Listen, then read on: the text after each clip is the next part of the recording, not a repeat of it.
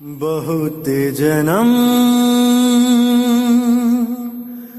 बिछड़े थे माधो, एह जन्म तुम्हारे लेखे, एह जन्म तुम्हारे लेखे।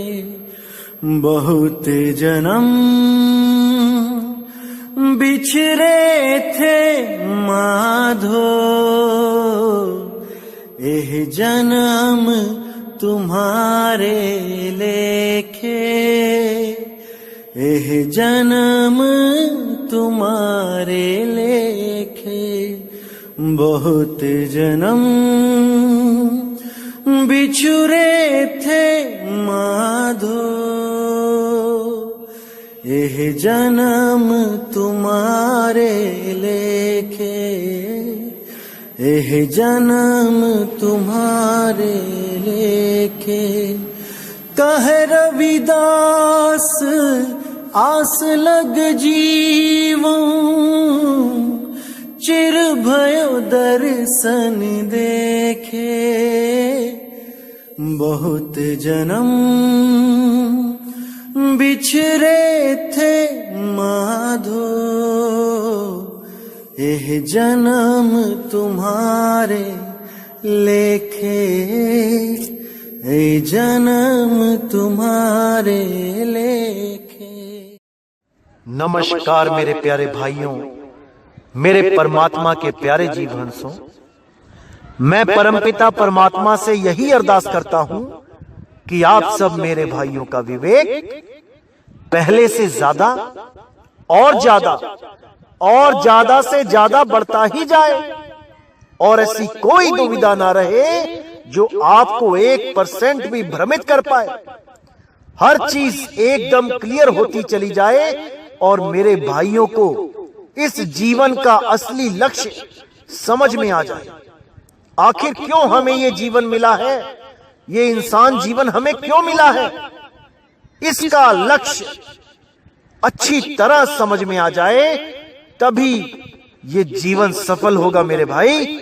वरना बेरंग लफाफे की तरह जैसे आए वैसे ही चले जाएंगे। कोई फायदा नहीं होगा 84 लाख जन्मों के बाद एक बार इंसान जन्म में आने का, कोई लाभ नहीं होगा। इसीलिए संत महात्मा बार बार समझाते रहे, बार बार बताते रहे कि भाई भजन कर लो, सिमरन कर लो, उस परमात्मा को याद कर लो, अपने निज स्वरूप को प्राप्त कर लो। वरना बार बार 84 में आते जाओगे, कोई रखवाली नहीं करेगा, कोई खबर नहीं पूछेगा। भाई अभी तो हल्की सी छींक आ जाए, खांसी आ जाए, घर वाले एकदम परेशान हो जाते हैं, क्या हो गया मेरे बच्चे को। अरे किसी जंगल में हिरन बन के पैदा हो गए, 4 शेर आके दहाड़ेंगे और मां तो भाग जाएगी दहाड़ सुनते ही, और वही शेर तुम्हें उधेड़ उधेड़ के खाएंगे। तब किसको याद करोगे? अभी मौका है मेरे भाई, अभी मौका है। इस जन्म मरण से मुक्ति का अभी मौका है। अगर ये मौका निकल गया तो मेरे भाई कुछ हाथ पल्ले नहीं रहेगा, कुछ हाथ पल्ले नहीं रहेगा। इसलिए सब संतों ने चीख चीख के यही समझाया कि बेटा आखिरी मौका है, अगर जन्म मरण से मुक्ति चाहता है अभी भी समझ जा, अभी भी कुछ नहीं बिगड़ा है। ये पाप कर्म छोड़ दे, जीव हत्या करना छोड़ दे, ये मीट मांस अंडे दारू शराब ये छोड़ दे, ये नशे छोड़ दे, तंबाकू गांजा अफीम चरस भांग ये सुरती ये सब छोड़ दे। अगर ये नहीं छोड़ पाएगा तो वापस तुझे तेरा ही मन इस जन्म मरण के जंजाल में वापस लेके आ जाएगा। कोई रक्षा नहीं कर पाएगा तेरी, फिर भी तड़पेगा, चीखेगा, चिल्लाएगा, कोई नहीं सुनेगा। अभी संत महात्मा इस दुनिया में हैं, वो जगाते ही आए हैं जीवों को। कोई भी संत किसी भी पंथ का क्यों ना हो, कम से कम दारू मीट मांस से तो दूर करता है। धन्य है वो संत जो कम से कम तुम्हें इंसान तो बना रहे हैं। धन्य है तुम्हारी किस्मत जो तुम कम से कम भारत देश में तो पैदा हो गए। अगर चीन में पैदा हो जाते तो जिंदा मेंढक, जिंदा मुर्गा, जिंदा कुत्ता तक खा जाते। और देखो आज क्या हालत हो गई है।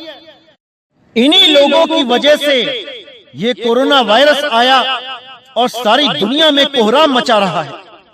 बड़े बड़े देश जो अपने आप को बहुत सुपर पावर समझते थे, आज एक छोटे से वायरस ने सबको घर में बंद करके रख दिया है। सब अपने अपने घर की कुंडियां लगा के बैठे हैं। किसी की हिम्मत नहीं है जो बाहर आए, जो बाहर निकल के दिखाए, किसी मॉल में जाके दिखाए, किसी बस में सफर करके दिखाए, किसी ट्रेन में सफर करके दिखाए। सबको अपनी औकात दिखा दी इस कोरोना वायरस ने। जितने भी ये अपने आप को सुपर पावर समझते थे, आज घुटनों के बल लाके खड़ा कर दिया इस एक छोटे से वायरस ने। जो परमात्मा को चैलेंज करते थे, आज एक छोटे से विषाणु ने उनको घुटने पे लाके रख दिया। जो परमात्मा के विधान को चैलेंज करते थे, आज उनको उनकी असली औकात पता लग गई है। परमात्मा का विधान है कि कोई जीव किसी दूसरे जीव को नहीं खाएगा, जीव हत्या नहीं करेगा। खासकर इंसानों में अगर आप इंसान हो कि किसी जीव को खत्म करते हो, मारते हो, तो आप परमात्मा के दोषी हो जाते हो। अरे एक तो वैसे ही वो बेचारा 84 में फंसा हुआ है, ऊपर से आपने भी उसका कत्ल कर दिया।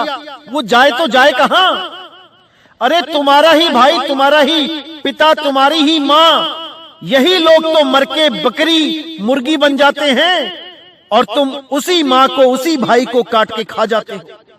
कभी देखो उन बकरियों के, उन गायों के, उन बैलों की आंखों की तरफ कैसे रो रहे हैं। रोते रोते आंसुओं के निशान तक बन जाते हैं। कितना दुख पा रहे हैं वो 84 लाख जून में। और तुमने उन दुखी आत्माओं को और दुखी कर दिया, उन पे छुरियां चला के। परमात्मा तुम्हें कभी माफ नहीं करेगा। अगर आप अभी भी नहीं समझे परमात्मा का विधान, तो मेरे भाई काल रूपी राक्षस सामने खड़ा है, मरने के लिए तैयार हो जाओ। तुम्हारी कोई फरियाद नहीं सुनी जाएगी, क्योंकि जहां पे तुम बकरे खाके, मुर्गे खाके सोचते थे कि मंदिर में जाके एक बार घंटा बजा दूंगा और वहां मेरी सारी फरियाद सुन ली जाएगी, मेरे पाप नाश हो जाएंगे, गंगा नदी में जाके एक डुबकी मारूंगा, सारे पाप खत्म हो जाएंगे। अरे उन्हीं दरवाजों पे ताले लगा दिए गए हैं। वही मंदिर, मस्जिद, गुरुद्वारे वो सारे बंद कर दिए गए हैं। चर्च बंद हो गई है। आज आप कहीं भी 50 लोग इकट्ठे खड़े होके आरती नहीं कर सकते। अभी भी नहीं समझोगे तो कब समझोगे मेरे भाई, कब समझोगे? तो मेरे भाइयों, आज हम जिस वाणी पे सत्संग करने जा रहे हैं, वो वाणी सूरदास जी की है, जिन्होंने भविष्यवाणी करते हुए इस मानव जाति को संकेत दिए थे कि भाई तुम सुधर जाओ, तुम पाप कर्म छोड़ दो, तुम ये जीव हत्या छोड़ दो, नहीं तो एक ऐसा समय आएगा कि तुम्हारी दुर्गति हो जाएगी। चारों तरफ त्राहिमाम करोगे, लाशों के ढेर देखने पड़ेंगे। लेकिन ये इंसान नहीं मानता। जब तक इसके सिर पर नहीं पड़ती, ये नहीं मानता। देखिए कैसे आज वो वाणी सही सिद्ध हो रही है और उसका इलाज भी बताया है कि अगर तुम बचना चाहते हो तो क्या करो। आज इस वाणी पे पूरा विचार करेंगे, पूरी जागृति लेंगे कि आखिर संतों की वाणियां क्या कहती थीं, क्या समझाती थीं और क्या इशारा करती थीं हमें बुरे समय से बचने के लिए, उस काल जाल से बचने के लिए। लेकिन हम उनकी वाणियों को ना समझने के कारण क्या क्या करते रहे। आज हर चीज आपको समझा दी जाएगी। अगर 1% भी विवेक होगा तो आप हर चीज को समझोगे, अन्यथा जहां पे आप हो वहीं लगे रहो, मुझे कोई फर्क नहीं पड़ता। लेकिन अगर परमात्मा ने 1% भी विवेक दिया है तो मेरे भाई अभी भी समझ जाना, अभी भी देर नहीं हुई है, अभी भी बात बन सकती है। साहिब, तो क्या कहती है वाणी? रे मन धीरज क्यों ना धरे, संवत 2000 के ऊपर ऐसा जोग परे। पूरब पश्चिमी उत्तर दक्षिण चहुदिशि काल फिरे, अकाल मृत्यु जग माही व्यापे, प्रजा बहुत मरे। अब यहां पर बिल्कुल क्लियर कर दिया है सूरदास जी ने कि भाई संवत 2000 के ऊपर यानी संवत 2000 के बाद जो बताया गया है समय कैसा आएगा कि उसमें पूरब पश्चिम उत्तर दक्षिण यानी चारों दिशाओं में यानी हर देश में चहुदिशि काल फिरे, हाहाकार मच जाएगा। हर देश में मौत का तांडव होगा। अकाल मृत्यु जग माही व्यापे, प्रजा बहुत मरे। अकाल मृत्यु यानी कि बिना समय के लोग मरेंगे। ऐसा नहीं है कि बूढ़े ही मरेंगे, अरे जवानों का भी हिसाब किताब नहीं पता लग पाएगा, कितने चले गए कितने मर गए। ऐसा ऐसा समय आएगा ये पाप की वजह से, जो दुनिया में जितना पाप बढ़ रहा है उसकी वजह से। अगर ये पाप खत्म हो जाए, ये जीव हत्या खत्म हो जाए, ये नशे, ये शराबें, ये सब खत्म हो जाए, तो भाई ये दुनिया फिर भी रहने लायक हो सकती है, भजन बंदगी के लायक हो सकती है। अच्छा समय व्यतीत करके आप यहां से निकल सकते हो। लेकिन अगर आपने पाप का ही रास्ता अपनाया तो भाई या तो युद्ध छिड़ते हैं या फिर ऐसे ही वायरस आते हैं जो प्रकृति अपना संतुलन बनाने के लिए भेजती ही रहती है। जब बेजुबान को कत्ल किया जाता है तो उसकी फरियाद को कौन सुने? तुम इंसान हो कि तो सुन नहीं पाए, तो भाई वो 3 लोक का मालिक ही सुनेगा। उसके लोक में रहने वाले जीवों की फरियाद वो सुनेगा और तुम्हें उसका दंड भी देगा जो कि वो दे रहा है। ये प्रकृति माया तुम्हें दंड ही तो दे रही है। अभी भी नहीं समझ पाए तो तुमसे बड़ा मूर्ख इस दुनिया में कोई नहीं। अभी भी समझ जाओ कि प्रकृति का इशारा क्या है। अरे मीट खाना बंद कर दो, अंडे खाना बंद कर दो, ये नशे पत्ते बंद कर दो। अभी भी इशारा नहीं समझे तो कभी नहीं समझोगे। और अगर ये मीट खाते ही ना तो मेरे भाई ये कोरोना वायरस आता ही ना, बिल्कुल नहीं आता। क्योंकि जब हम अपने या अपने किसी रिश्तेदार के लिए खून का इंतजाम करने जाते हैं हॉस्पिटल में, डॉक्टर कहता है खून चढ़ाना है, हम कैसे भागे जाते हैं ब्लड बैंक में, और हम सबसे पहले क्या बोलते हैं कि हमें ए पॉजिटिव का खून दे दो, ए बी पॉजिटिव का खून दे दो। यानी जो डॉक्टर ने बोला है उसी ग्रुप का खून लेके हमें जाना होता है डॉक्टर के पास। कोई और ग्रुप नहीं चढ़ा सकते। क्यों नहीं चढ़ा सकते? क्योंकि वो रिएक्शन कर जाएगा, इससे पेशेंट की जान भी जा सकती है। क्योंकि खून का ग्रुप एक ही होना चाहिए। और जब हम कोई बकरा खाते हैं, मुर्गा खाते हैं, लोग तो गाय खा जाते हैं, भैंसा खा जाते हैं, ऊंट खा जाते हैं, और चाइना वाले तो पता नहीं क्या क्या खा जाते हैं। तो भाई उनके अंदर भी तो खून होता है, वो खून भी तो तुम्हारे ही अंदर जा रहा है, उसके साथ भी तो रिएक्शन ही होगा। कितनी बार फैल चुका है ये इस दुनिया में कि मीट खाओगे तो बीमारियां फैलेंगी। कितनी बार ये खबर फैली है, लेकिन इन लोगों के कान पे जूं तक नहीं रेंगती। इन लोगों को तो मीट खाना ही है, भले उसके बाद सारी दुनिया के लिए एक आफत पैदा कर जाएं, उसकी इनको परवाह नहीं है, क्योंकि ये तो मर गए, ये खाने वाले तो मर गए। अब बेचारे जो दुनिया में जीना चाहते हैं वो मरे इन लोगों की वजह से। अब आफत सामने आ गई है तो लगे गिड़गिड़ाने, लगे रोकथाम करने। अरे इस आफत को आने ही क्यों देते हो? क्यों नहीं पूर्णतया बैन कर देते हो इस मांसाहार को? जब पता है कि कितनी बार इस मीट के कारण, इस जानवरों के मांस के कारण वायरस आ चुका है, तो क्यों नहीं बंद कर देते? क्यों खिलवाड़ करते हैं जीवन के साथ, अपने भी और लोगों के भी? ये पूर्णतया अवैध होना चाहिए। जैसे चोरी एक जुर्म है, जैसे कत्ल एक जुर्म है, वैसे ही मीट खाना भी एक जुर्म घोषित करना चाहिए। किसी भी धर्म के ग्रंथ में नहीं लिखा गया कि जीव को मीट खाना है, इंसानों को मीट खाना है। अरे जो मीट खाते हैं उनकी मजबूरी है, शेरों की मजबूरी है, चीतों की मजबूरी है, भेड़ियों की, सियार की, इनकी मजबूरी है, क्योंकि ये लोग फसल नहीं उगा सकते, ये लोग रोटी नहीं बना सकते, आटा नहीं गूंथ सकते, ये लड्डू पेड़े नहीं बना सकते, लेकिन इंसान तो बना सकता है ना। इंसान क्या कुछ नहीं खा सकता। अरे शाकाहारी भोजन इतनी वैरायटी का है कि आप गिन नहीं पाओगे, पूरा दिन बैठे रहोगे तो। और मांस में क्या है, चिकन, मटन, बस इसी में उलझ गए 2, 3, 4, 5 आइटम में।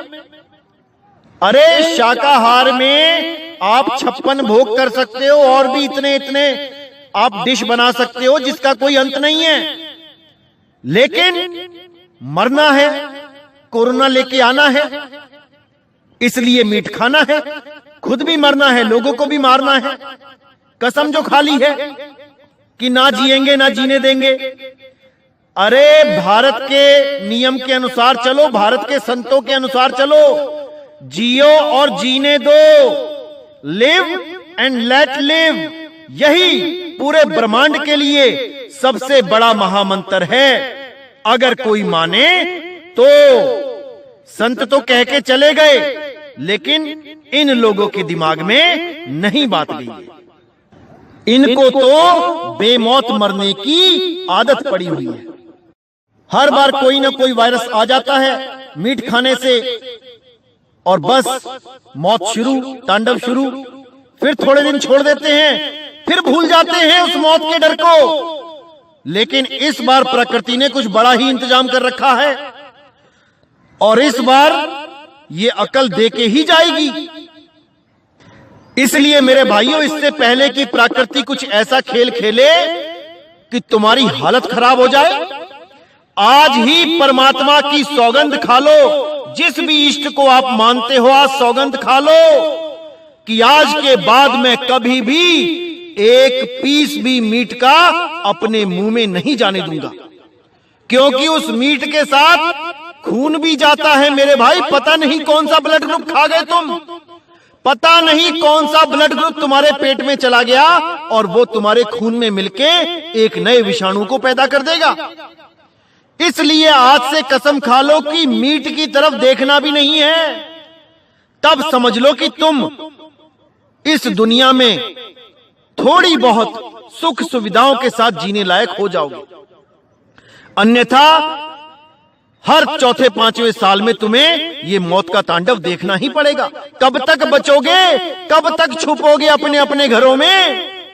एक दिन तो बाहर निकलना ही पड़ेगा ना भाई। इसलिए अभी से इंतजाम कर लो।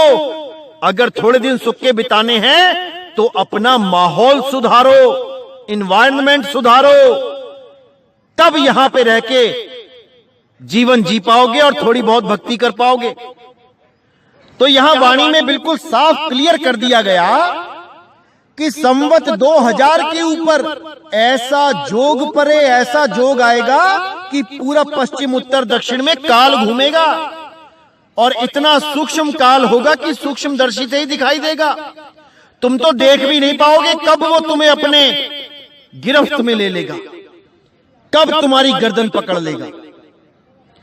तो वही अकाल मृत्यु जगमाही व्यापे, प्रजा बहुत मरे, बहुत प्रजा मरेगी और मर ही रही है। तुम्हारी आंखों के सामने देखो, डेथ रेट देखो वर्ल्ड वाइड कितना चल रहा है। तो इतना कुछ हो जाने पर भी आगे एक सुखद संदेश दे रहे हैं महाराज। कह रहे हैं कि स्वर्ण फूल वन पृथ्वी फूले, धर्म की बेल बढ़े, सहस्र वर्ष लग सतयुग व्यापे, सुख की दया फेरे।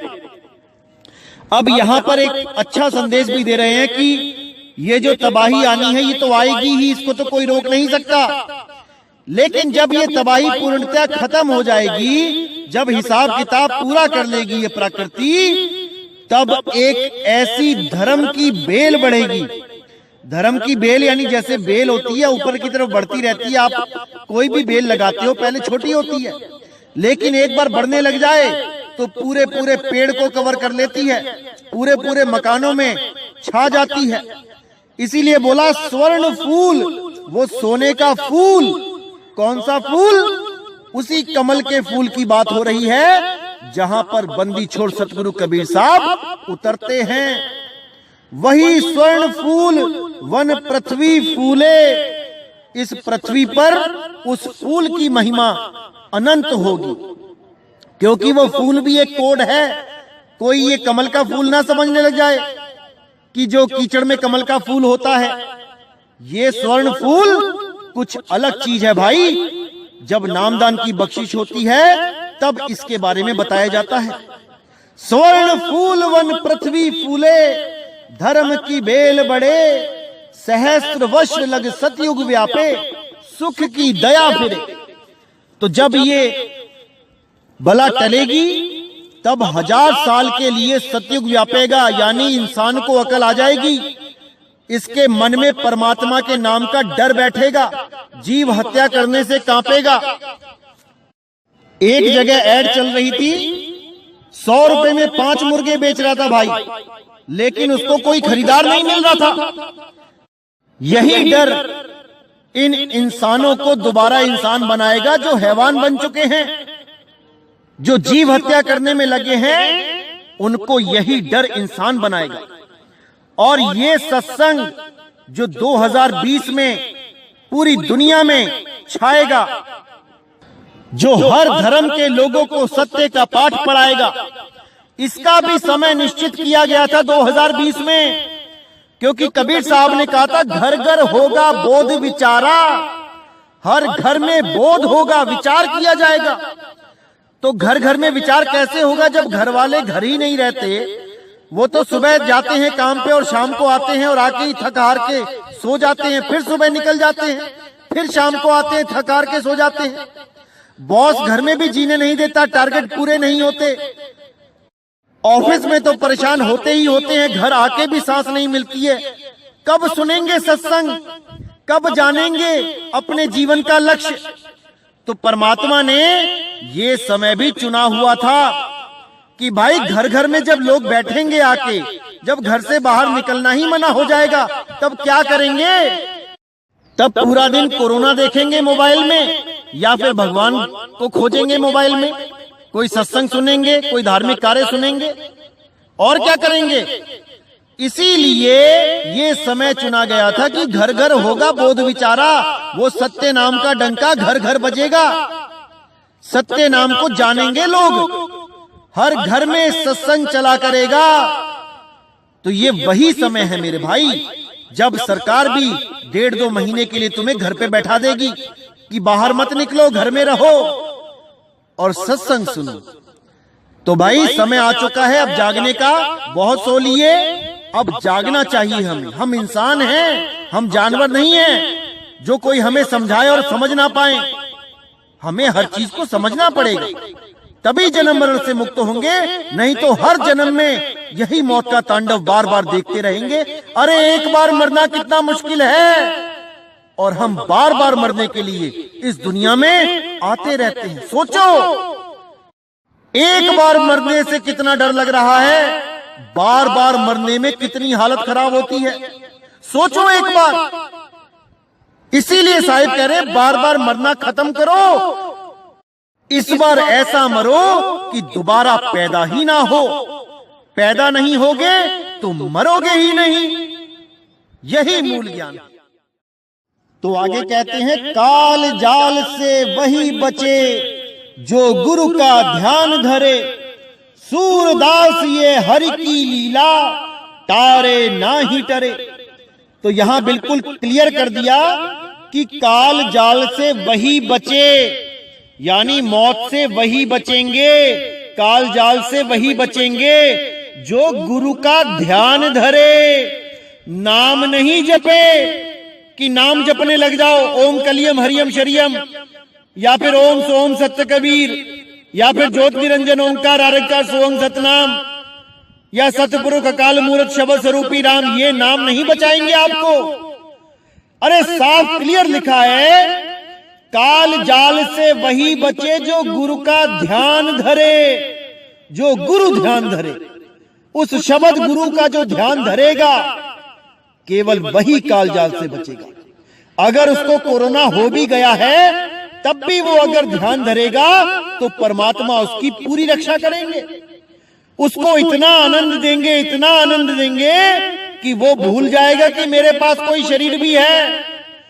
जब शरीर को भूल जाएगा तो मौत कैसे याद रहेगी।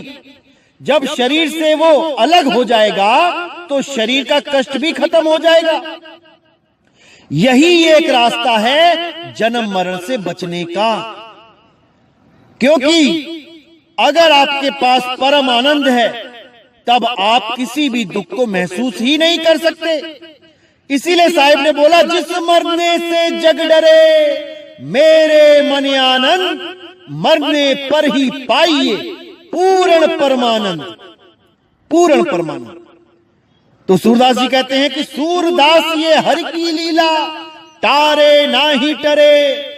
ये जो मैंने भविष्यवाणी कर दी है ये टालने पर भी नहीं टलेगी और आपके सामने ये सत्य हो भी रही है।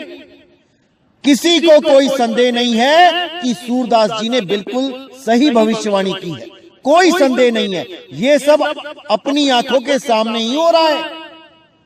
तो मेरे भाइयों, अभी समय है, विचार करो, विवेक करो, पूरा समर्पण करो परमात्मा को कि हे परमात्मा, जितनी मुझसे पाप हुए हैं, जितनी मुझसे गलतियां हुई हैं, मुझे क्षमा करो।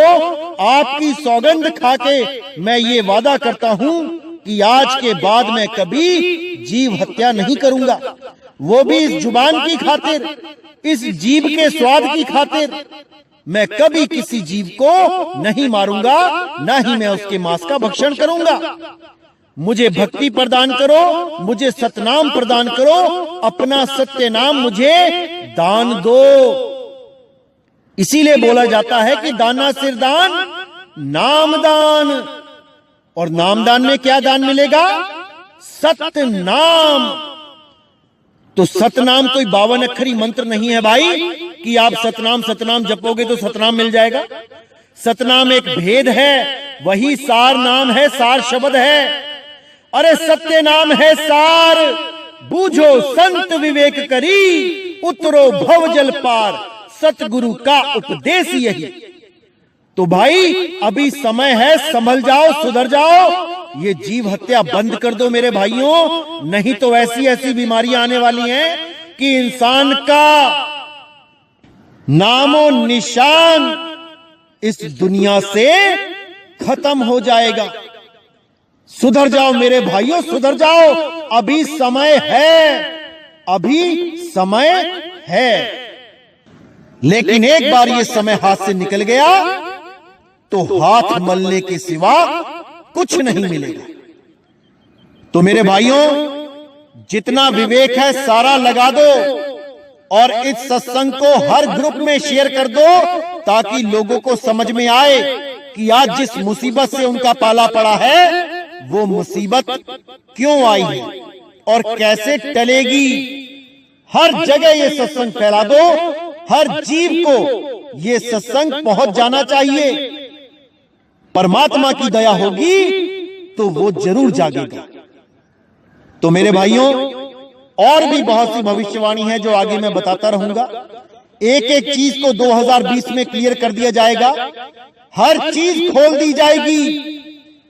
लेकिन याद रखना, जहां सत्य होता है उसका विरोध भी किया जाता है। बहुत से लोग YouTube चैनल बना के हमारे खिलाफ आएंगे, बहुत आएंगे। अभी तो कुछ भी नहीं है, लेकिन आपने अपने विवेक को हमेशा जागृत रखना है।